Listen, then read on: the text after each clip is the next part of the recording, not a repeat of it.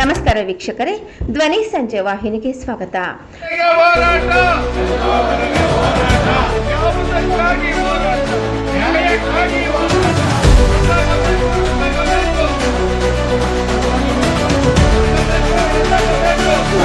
ನಮಸ್ಕಾರ.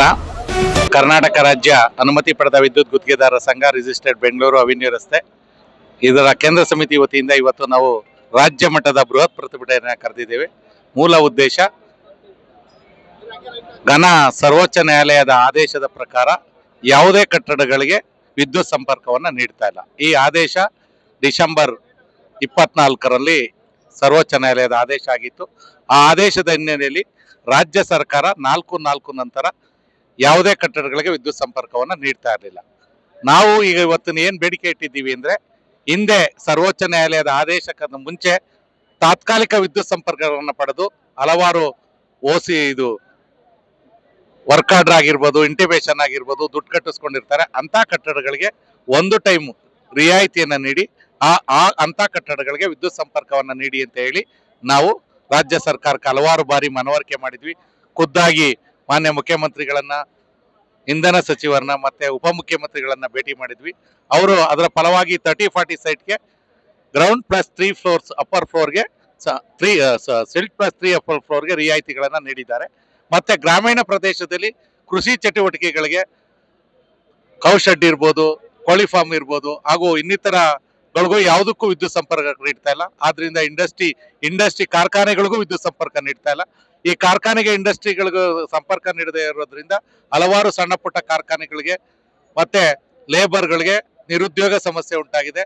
ಜೊತೆಗೆ ಹಲವಾರು ಈ ಕಟ್ಟಡ ಈಗೇನು ವಿದ್ಯುತ್ ಸಂಪರ್ಕ ಇಲ್ಲ ಅಂದ್ರೆ ಕಟ್ಟಡಗಳ ನಿರ್ಮಾಣ ಕುಂಠಿತ ಆಗುತ್ತೆ. ನಿರ್ಮಾಣ ಕುಂಠಿತ ಆದಾಗ ಲೇಬರ್ಗಳಿಗೆ ತೊಂದರೆ ಆಗುತ್ತೆ. ಗಾರೆ ಕೆಲಸದವ್ರು ಇರ್ಬೋದು, ಪ್ಲಂಬರ್ ಇರ್ಬೋದು, ಪೇಂಟರ್ ಇರ್ಬೋದು, ಬಿಲ್ಡಿಂಗ್ ಸಂಬಂಧಪಟ್ಟ ಏನ್ ಲೇಬರ್ ಇರ್ತಾರೋ ಅವ್ರಿಗೆಲ್ಲರೂ ತೊಂದರೆ ಆಗ್ತಾ ಇದೆ. ಜೊತೆಗೆ ನಿರುದ್ಯೋಗ ಸಮಸ್ಯೆನೂ ಆಗ್ತಾ ಇದೆ ಜನಕ್ಕೆ. ಆಮೇಲೆ ಅದರಿಂದ ಚೈನ್ ಲಿಂಕು ಇಂಡಸ್ಟ್ರಿಗೆ, ಈ ಬಿಲ್ಡಿಂಗ್ ಸಂಬಂಧಪಟ್ಟ ಏನು ವಸ್ತುಗಳು ಇರ್ಬೋದು, ವೈರ್ ಇರ್ಬೋದು, ಸಿಮೆಂಟ್ ಇರ್ಬೋದು, ಲಾಕ್ ಮತ್ತೆ ಹಾರ್ಡ್ವೇರ್ ಐಟಮ್ಸ್ ಇರ್ಬೋದು, ಹಲವಾರು ಐಟಮ್ಸ್ಗಳು ಸೇಲ್ ಆಗದೆ ಇದ್ದಾಗ ಇಂಡಸ್ಟ್ರಿಗೂ ಅದು ಎಫೆಕ್ಟ್ ಆಗ್ತಾ ಇದೆ. ಆದ್ರಿಂದ ಜನದಲ್ಲಿ ನಿರುದ್ಯೋಗ ಸಮಸ್ಯೆ ಜಾಸ್ತಿ ಆಗ್ತಾ ಇದೆ.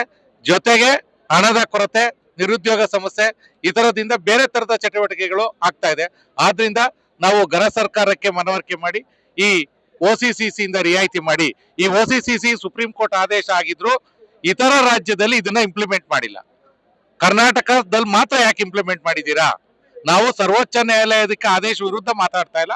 ಈ ಹಿಂದೆ ಆಗಿರುವಂತ ಕಟ್ಟಡಗಳಿಗೆ ತಾತ್ಕಾಲಿಕ ವಿದ್ಯುತ್ ಸಂಪರ್ಕ ಪಡ್ಕೊಂಡು ಬ್ಯಾಂಕಲ್ಲಿ ಲೋನ್ ತಗೊಂಡವ್ರೆ, ಕೈ ಸಾಲ ಮಾಡಿದ್ದಾರೆ, ಅವ್ರಿಗೆ ವಿದ್ಯುತ್ ಸಂಪರ್ಕ ಇಲ್ಲದೆ ಬಾಡಿಗೆದಾರರು ಬರ್ತಾ ಅಥವಾ ಅವ್ರ ಕಟ್ಟಡ ಕಟ್ಕೊಂಡಿರೋ ಮನೆಗೆ ಸ್ವಂತವಾಗಿ ಕಟ್ಕೊಂಡಂತವ್ರು ಅವ್ರ ಮನೆಗೆ ಹೋಗಕ್ ಆಗ್ತಾ ಇಲ್ಲ.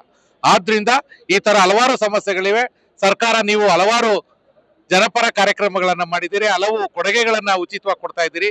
ಈ ವಿದ್ಯುತ್ ಸಂಪರ್ಕವನ್ನ ಕೊಡಿ ಅಂತ ಹೇಳಿ ಸರ್ಕಾರಕ್ಕೆ ಹಲವಾರು ಮನವರಿಕೆ ಮಾಡಿದ್ರು ಸಹ ಅವರು ಕಾಲಹರಣ ಮಾಡಿ ನಮ್ಗೆ ಯಾವುದೇ ರೀತಿ ಪ್ರತಿಕ್ರಿಯೆ ಮಾಡದೇ ಇರೋದ್ರಿಂದ ಇವತ್ತು ನಾವು ಈ ಪ್ರತಿಭಟನೆ ಕರೆದಿದ್ದೀವಿ. ಧನ್ಯವಾದಗಳು. HV ಚಂದ್ರಬಾಬು.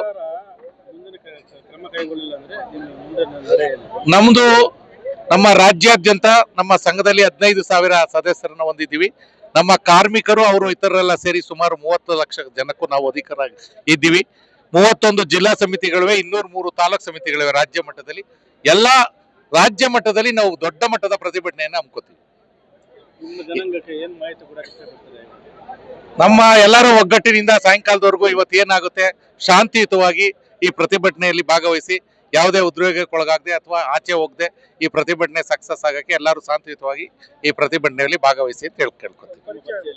ನಾನು HV ಚಂದ್ರಬಾಬು, ರಾಜ್ಯ ಪ್ರಧಾನ ಕಾರ್ಯದರ್ಶಿ, ಬೆಂಗಳೂರು.